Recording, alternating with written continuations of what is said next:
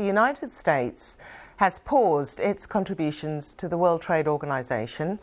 Let's get more on this with Harry Broadman, an economist at the Rand Corporation and former Chief of Staff to the President's Council of Economic Advisors. Thank you. It's lovely to have you with us, Harry. Just very quickly, in terms of this line from the World Trade Organization, why would this matter in broader terms? Well, it matters because, the U.S. was the champion of both the creation of the GATT, the General Agreement on Trade and Tariffs, which is the forerunner of the WTO, and then the WTO itself. And, if we're not going to be the champion of multilateralism and opening up markets, it's not clear who would fill our shoes. I mean, China must be smacking their lips when they see this happening. Okay, let's move on to tariffs. And actually, on China, as you said, we're going to be discussing these talks that Mr. Xi is having with foreign CEOs in the country. Okay, tariffs and the growth of the US economy. It's not automatic, is it? It doesn't happen overnight. No, it doesn't happen overnight. And it's also not clear what Mr. Trump's strategy is with the use of these tariffs, because what it will do is, obviously put up walls with respect to U.S. firms being able to export and import freely relative to other countries and what those firms are doing. And so it's really an isolationist maneuver on the part of the U.S. And I don't think the U.S. is going to find itself with a lot of allies in this strategy. I wonder if you could talk me through the importance of supply chains, because even if organizations, companies do move into the US, establishment of supply chains is going to be a major challenge.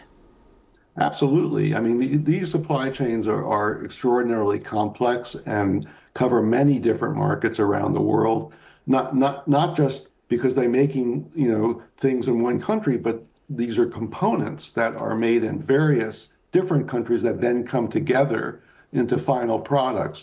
And the notion that these can be recreated overnight, which presumably is what Mr. Trump's goal is to try to shift them into the United States.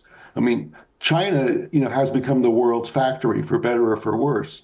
I think, it would be much better for the world economy if these were more diversified supply chains. But as you note, it's not going to happen quickly, and it's not clear why tariffs are the proper instrument or the most effective instrument to do this, even if that was the proper objective. How essential is market response at the moment? Because a lot of people are saying that the cost of all this is ultimately going to be borne by the consumer. It's going to be borne by the consumer, and in the case of the United States, by workers, because the notion that by putting up tariffs means that there are going to be more jobs in the United States is really a fallacy. And the notion that when you have tariffs, that raises the price of goods and services, that's going to be horrible for U.S. consumers and for workers. And it's not clear to me what Mr. Trump's objective is. And, it would be really great if he would say, here's my plan. I want to transform the U.S. economy to become this and that. And I'm going to use tariffs as a way of doing that. I happen to disagree with that being the right instrument, but he's never said what he wants to do. And moreover, one day he announces tariffs, the next day he takes them back, and then he puts them back again.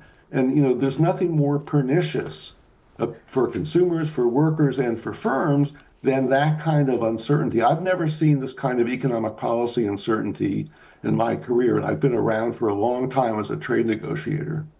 Okay, Harry Broadman, thank you very much. Thank you.